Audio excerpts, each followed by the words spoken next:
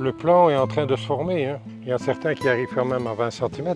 Donc ça, c'est les premiers qu'on avait semés. Ici, j'en ai ressemé des autres, de variétés de pommes qui n'ont pas été stratifiées. Ça vient du Périgord carrément. On voit déjà qu'il y a quand même certains sujets qui sont en train de passer. Avec la période de pluie qu'on a eue, les limaces, elles ont eu un bon terrain pour se reproduire et se développer, hein.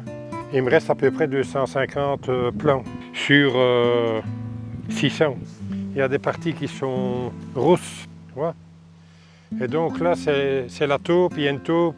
Là, on voit, tu vois, il y a une galerie là. Elle passe pour aller chercher des vers et probablement que la taupe passe dans la racine et il y a une circulation d'air et donc il n'y a plus assez de nourriture et la racine dessèche. Ce sont les pommes sauvages qu'on avait été récoltées avec l'agent de la DNF de Bourlay. On les avait mis dans un seau et donc après j'ai donné des incisions perpendiculaires à la pomme et j'avais les 5 loges en général qui étaient soit garnies de pépins qui étaient exploitables ou c'était des pépins avortés quand les pommes étaient beaucoup plus petites, donc elle n'a pas eu assez de force pour développer ses semences. Après une période de stockage au sec, je les ai stratifiées, donc je les ai mis passer l'hiver directement dans du sable du Rhin, dans une zone qui était abritée des rayons du soleil. En récupérant les pépins d'un pommier sauvage, on a la possibilité d'avoir la génétique.